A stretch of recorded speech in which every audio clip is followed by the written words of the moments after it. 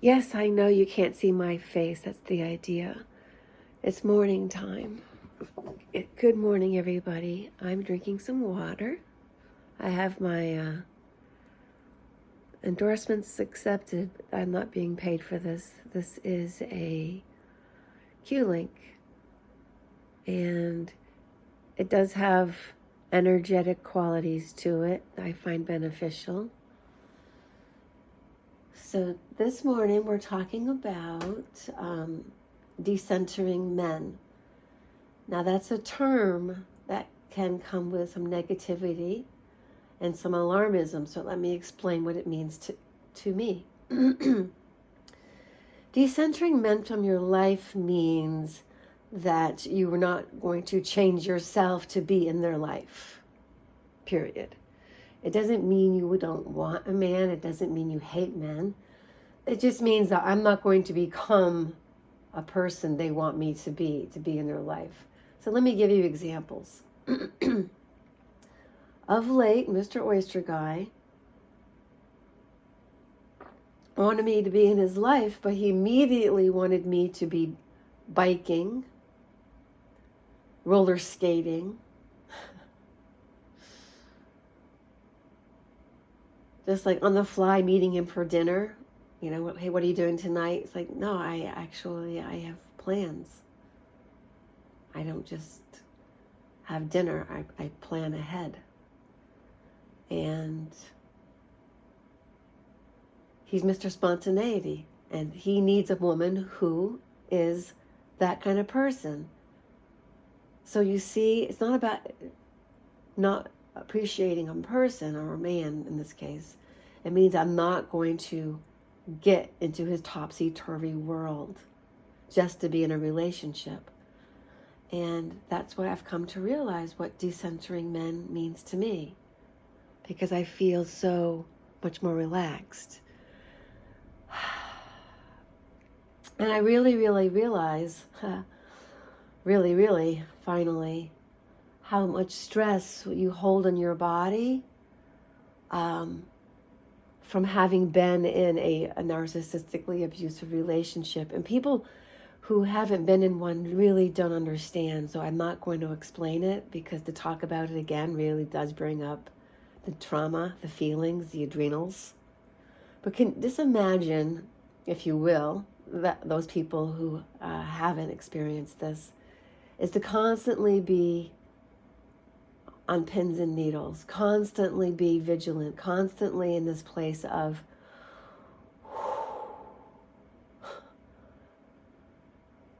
how do I calm my partner down? How do I talk to them so that they're not angry? How do I help them see that there's no problem, there's no harm, there's no foul? What is the problem? What are they arguing about?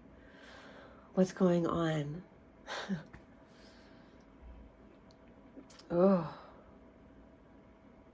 Oh, and the gaslighting, the rearranging of the history. They change the history. They smear campaign you to all their friends, and they become flying monkeys. So when you act berserk, the flying monkeys think it's you. That is the problem after all. When you just snapped in front of them because of your partner. And that is what it's like. You're constantly at war with a reality that doesn't exist. It's insanity. And anybody who's ever been in a love relationship with a man, I'm a woman, that's the only thing I know, okay? But they can physically overwhelm you. There's the fear factor there. And they do. They do. That's the thing.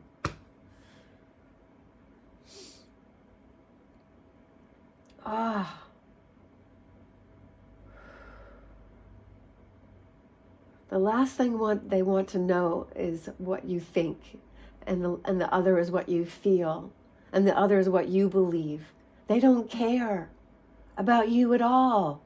They're living in their own reality. And if you don't want to belong, there's something wrong with you. It's like, oh my goodness, no, please.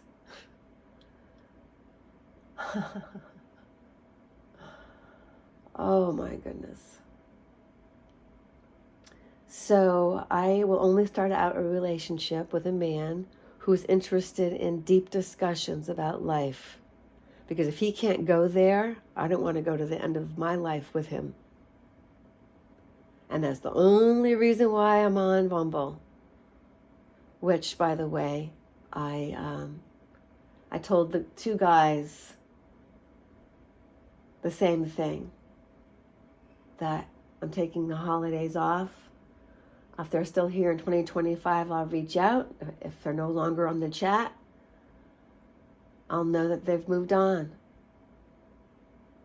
And one of them responded positively. I gave the other one, 24 hours.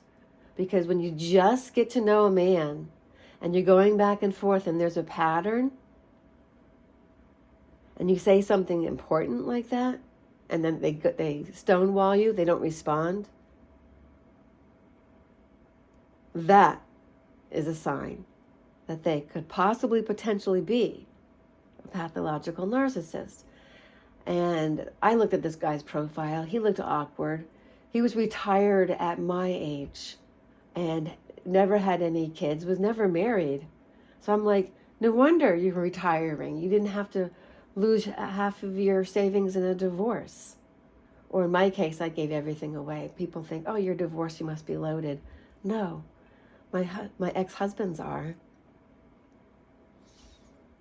And I'm proud of that.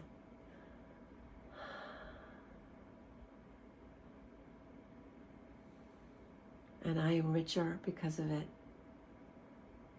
Because I stepped into the light and the trueness of my own being.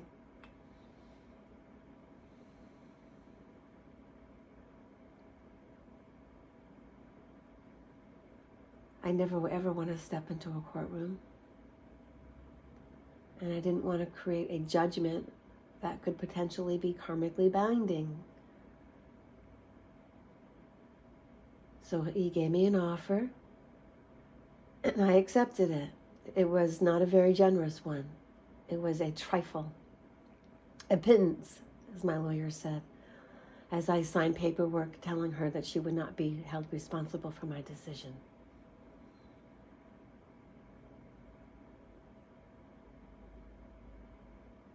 And now I have my beautiful life.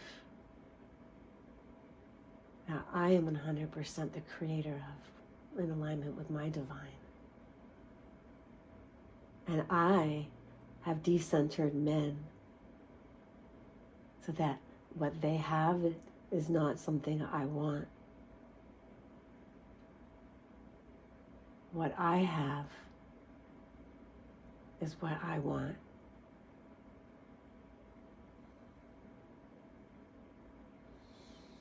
And that's the ability to be 100% myself, my authentic self, without explaining it to a narcissist. You know, you defend your right to live with a narcissist, okay? Your very existence is questionable with them.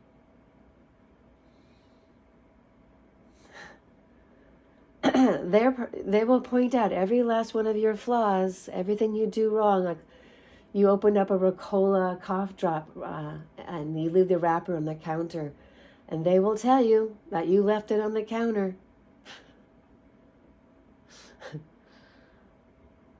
And you'll have noticed it already and picked it up later and thrown it away.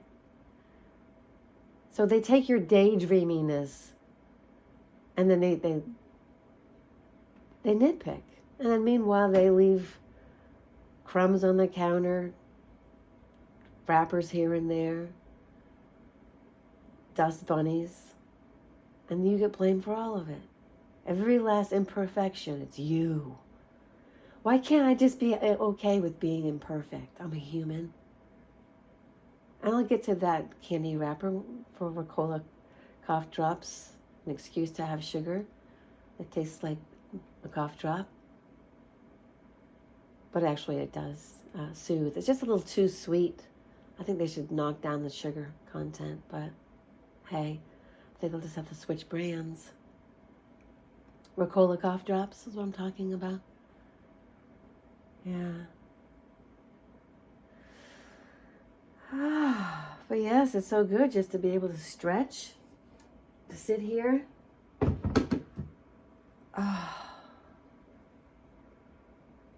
Not have to answer 20 questions about nothing.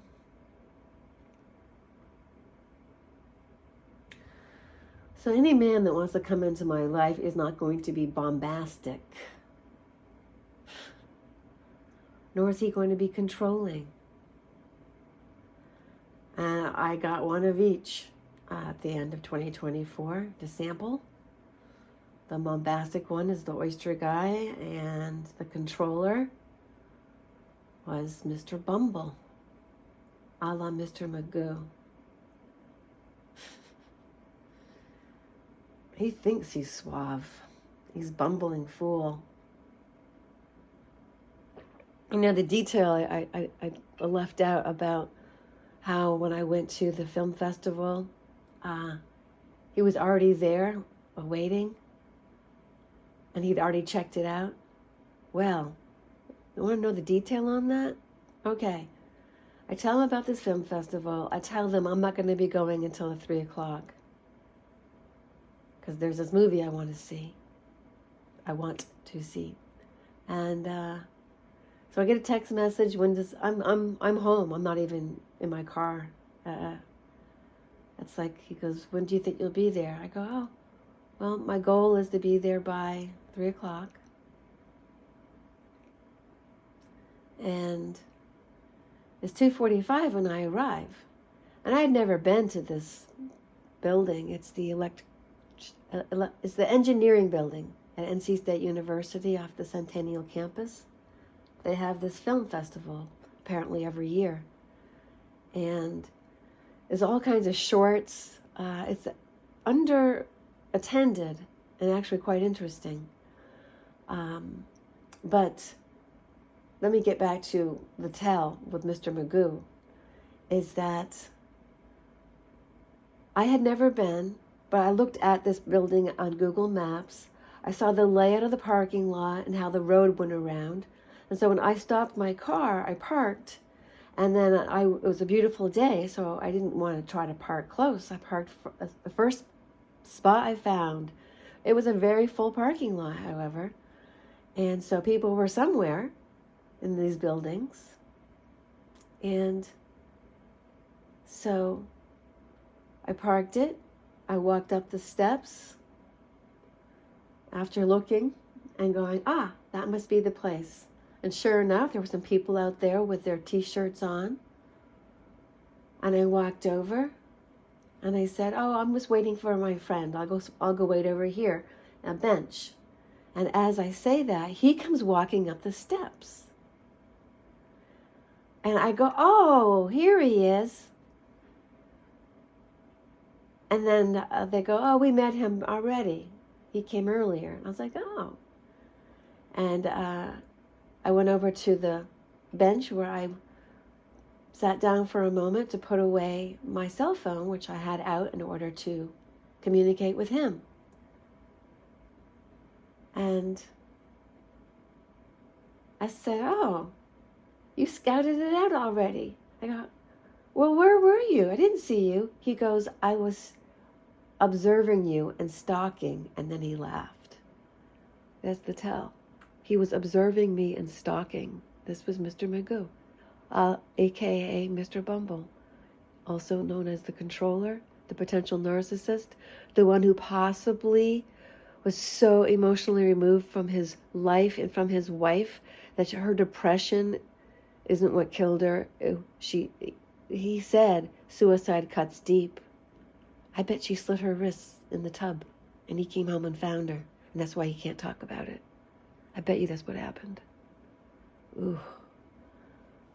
I am so sorry if she killed herself, because in her eulogy pages, the pharmacist's assistant said that she saw her every month for 2 years when she came to get her prescription filled.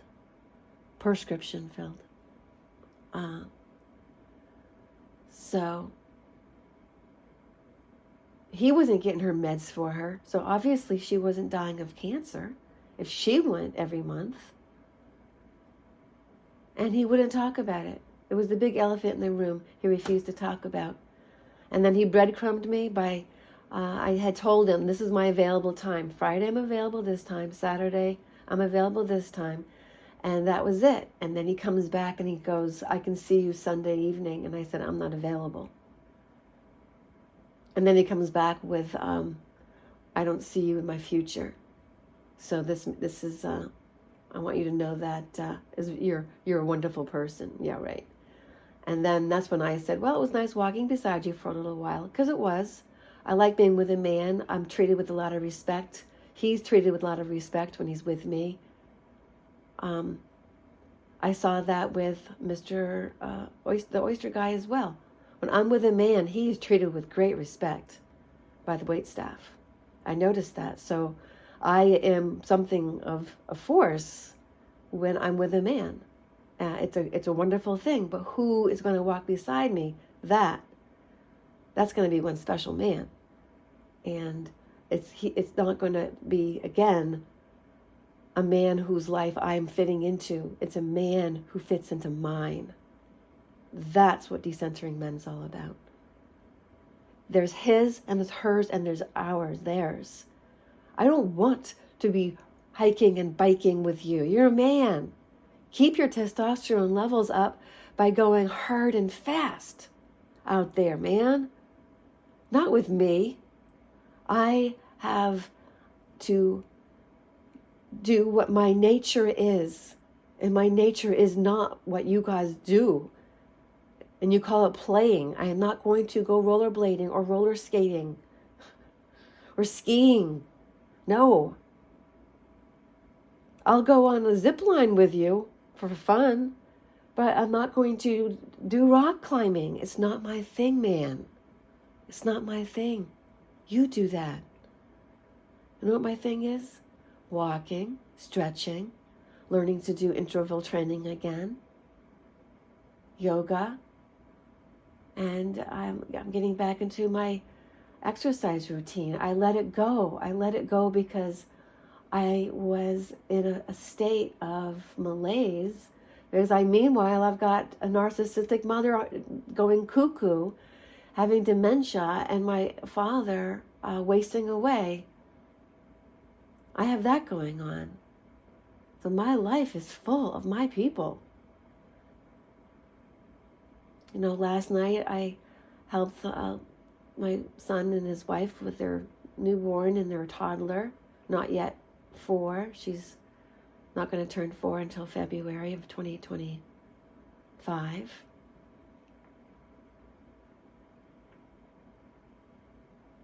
Yeah, my life is full. He fits into my life. That's what Decentering Men's all about.